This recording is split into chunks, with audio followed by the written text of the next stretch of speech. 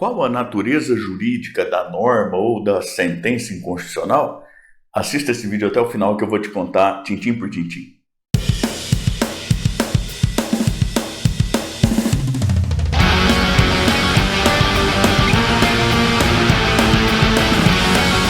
Eu sou o professor Thiago Caversan e compartilho semanalmente, aqui mesmo no canal, vídeos relacionados à teoria e à prática do direito, como o vídeo de hoje, em que eu falo sobre a natureza jurídica da norma inconstitucional. E isso já a partir de vários anos de experiência como advogado e também como professor universitário. Se você gosta desse tipo de conteúdo, inscreva-se aqui embaixo, também clique no sininho, até para ficar sempre a par das novidades que nós trazemos para cá. Hoje eu quero conversar contigo sobre a natureza jurídica da norma inconstitucional. Nós já falamos aqui no canal sobre as teorias monista e dualista do ordenamento jurídico. Eu já te contei que, para mim, faz mais sentido o monismo jurídico, no sentido de que a sentença proferida por um juiz, ela também é uma norma jurídica, né? A atividade do magistrado é de construção normativa, e então me parece que a reflexão que a gente fizer aqui sobre a natureza jurídica da norma inconstitucional, quando a gente pensa em lei, em decreto, né, também pode ser aplicada aí às decisões judiciais inconstitucionais, tá certo? Qual a natureza jurídica disso? E aí eu vou te falar o seguinte: ajuda muito a gente pensar aí nos planos de verificação dos atos jurídicos, que são lá os planos de existência, de validade e de eficácia, tá certo? E já vou até te adiantar que a doutrina vai aí circular entre os planos de existência e de validade para analisar aí a natureza jurídica da norma inconstitucional. Nós temos aí, parece-me, três principais correntes doutrinárias sobre essa questão da natureza aí da norma inconstitucional, da sentença inconstitucional, tá certo?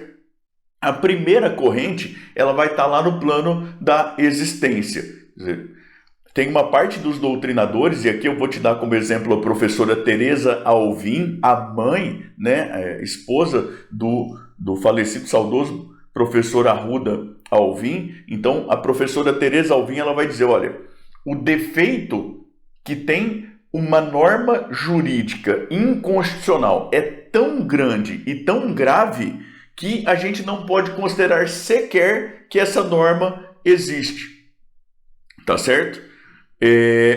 Veja que isso tem consequências importantes. Se a gente pensar na aplicação dessa ideia à sentença, por exemplo, você chega à conclusão, e a professora Teresa Alvim vai chegar a tratar disso, inclusive, para dizer, olha, você não precisa nem de ação rescisória de uma sentença de fundamento inconstitucional, porque ela sequer existe. O defeito dela é tão grande que ela sequer existe. Basta uma ação aí de caráter declaratório a qualquer tempo, independentemente de prazo, independentemente de outras formalidades, para que seja aí declarada a inexistência desse ato jurídico anterior, né? Então, essa é uma forma de enxergar. Veja que a gente chega a uma segunda corrente doutrinária, e eu já vou até te adiantar que essa segunda corrente doutrinária, ela parece que é o que prevalece no Brasil, que vai dizer, olha, é difícil dizer que não existe simplesmente uma norma aí que seja considerada inconstitucional. Olha, mal ou bem, ela passou lá por um processo legislativo. Se a gente estiver pensando em lei, passou por um processo judicial, tinha advogado de uma parte, advogado da outra parte, tinha juiz investido, tinha órgão jurisdicional, eventualmente passou aí até por grau recursal e tudo mais. Você dizer que não existe é uma coisa um tanto quanto complicada, de consequências um tanto quanto drásticas, principalmente se você levar em conta uma carta constitucional como a nossa, com tamanho volume. É sempre aí, em tese, possível você afirmar a suposta incompatibilidade aí de uma determinada norma com um dispositivo específico ou com um princípio, um conceito aberto aí da Constituição Federal. Então, dizer que não existe é um tanto quanto complicado. O problema estaria no plano aí de verificação da validade. E a segunda corrente vai dizer, olha, a norma de caráter inconstitucional, a norma incompatível, seja no plano formal, seja no plano material, incompatível com a Constituição Federal, ela ainda que exista, ela é absolutamente nula desde o início, né? E eu vou te dizer que você pode aí, caso deseje aprofundar esse entendimento, um bom doutrinador que fala sobre isso é o ministro Gilmar Mendes. Ele vai dizer, olha, a norma inconstitucional é nula desde o início.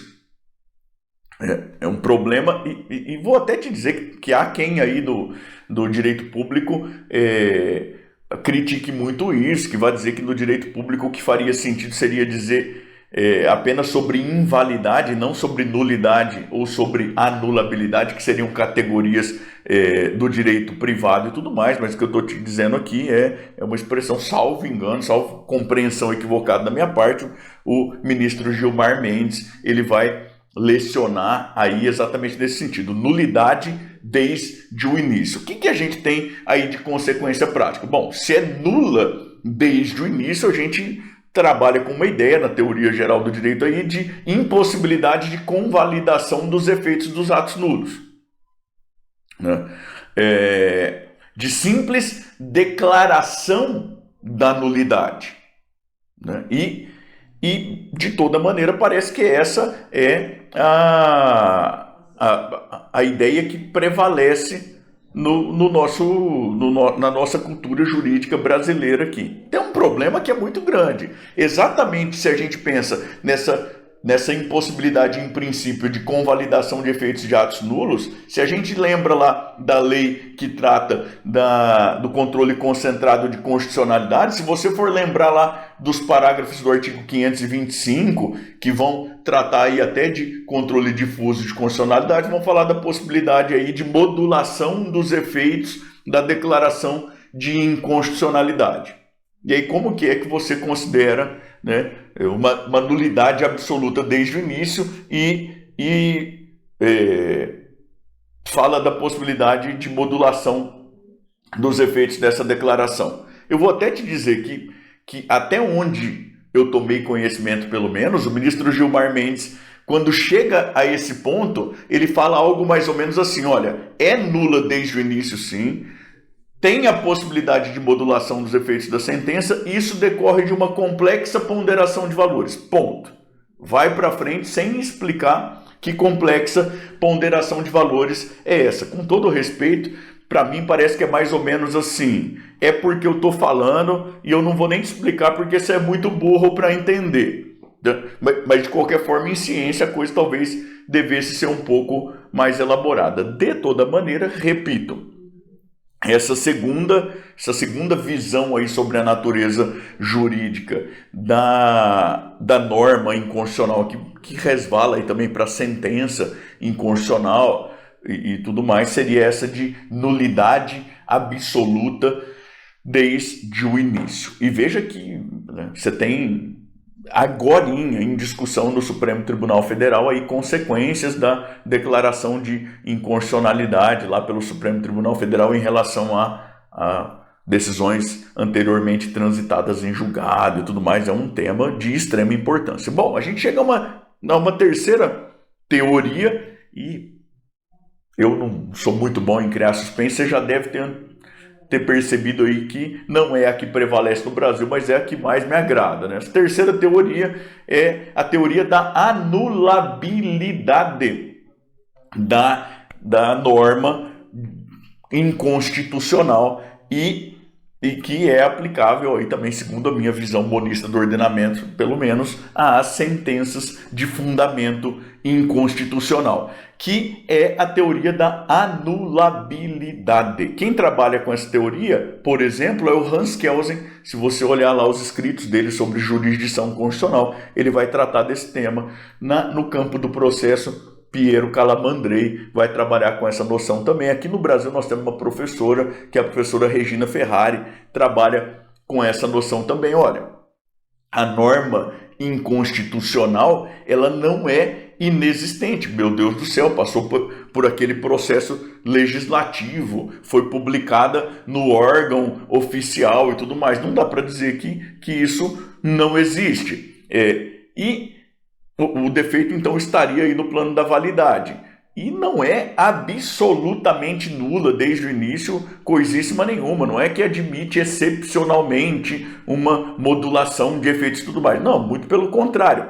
Ela é anulável. Então, quando a gente tem uma norma de caráter inconstitucional, não é cientificamente falando, pelo menos, e veja, de novo, não é essa teoria que prevalece no Brasil, mas cientificamente falando, caráter sistêmico não é uma questão de declarar uma nulidade que sempre existiu, e sim de anular o ato, o que tem consequências lá diferentes. Quer dizer, a gente tem não uma possibilidade excepcional de modulação dos efeitos, e sim a possibilidade de regular aquilo que ocorreu entre o início da vigência da norma e a sua anulação. Essa que é a ideia da terceira teoria. E isso por vários motivos. Um mais evidente até é o seguinte, olha, a gente tem um princípio de presunção de legitimidade das normas. Quando vem uma norma qualquer para o mundo, as pessoas não podem simplesmente olhar e falar, eu acho que isso é inconstitucional, eu vou só esperar o Supremo Tribunal Federal ou o órgão jurisdicional competente, qualquer que seja, declarar a inconstitucionalidade da norma e eu vou tocando a minha vida como se ela não existisse porque eu presumo que ela é inconstitucional. Não! O sistema trabalha com a presunção de legitimidade das normas. Se você discorda, você precisa ir atrás de conseguir medidas judiciais que apoiem suas pretensões e tudo mais, senão que você precisa pautar a sua vida de acordo com a norma. Como que você vai pautar a sua vida de acordo com a norma, fazer negócios, investir seus recursos e tudo mais, com esse risco de que depois, lá na frente, às vezes vários anos depois, vem o Supremo Tribunal Federal e declara, não, isso aqui sempre foi inconstitucional, é nulo desde o início, nunca produziu nenhum efeito. Isso gera um quadro de enorme instabilidade. A ideia da teoria da anulabilidade é, olha, o ato passou pelo processo correspondente, seja legislativo, seja jurisdicional, está lá existe. Você precisa presumir a legitimidade. Você discorda disso, precisa adotar as medidas cabíveis previstas no próprio ordenamento com vistas a conseguir a anulação. No caso de sentença, por exemplo, você vai ter recurso. Você pode, eventualmente, ter ação rescisória. Esse tipo de coisa. Não dá para você, repetindo aqui, tocar a vida. Para mim é como se isso sequer existisse porque eu considero que é inconstitucional. Eu toco a minha vida como se isso nunca tivesse valido e nunca valesse, porque para mim é inconstitucional, porque isso gera uma instabilidade enorme, o direito acaba funcionando ao contrário. Tá certo? Então, resumindo, sintetizando bastante, aqui você tem 3 grandes correntes doutrinárias aí sobre a natureza jurídica da norma jurídica, para aqueles que, como eu, são monistas, pensam a sentença como espécie de norma jurídica, também dá para aplicar para a sentença de fundamento inconstitucional. A primeira teoria é da inexistência, a segunda teoria é da nulidade absoluta desde o início e a terceira teoria da anulabilidade, cada qual com suas próprias limitações, com seus próprios problemas, aí cada qual com as suas próprias virtudes também, tá bom? Eu espero que você tenha gostado do vídeo. Eu queria te convidar a contar aqui embaixo para mim de onde é que você me assiste e o que é que você faz e também qual a sua opinião sobre qual dessas teorias aí que cientificamente faz mais sentido segundo o seu jeito de enxergar o mundo, tá bom? Também queria te convidar a continuar navegando aqui pelo canal, especialmente a partir deste vídeo aqui em que eu falo sobre a finalidade da Constituição, para que serve uma Constituição. Eu queria te pedir, por favor, para se inscrever no canal, para clicar no sininho, para dar o seu joinha, para seguir a gente lá no Instagram, porque isso é muito importante para que a gente continue produzindo esse material, tá bom? Valeu, até mais, tchau, tchau!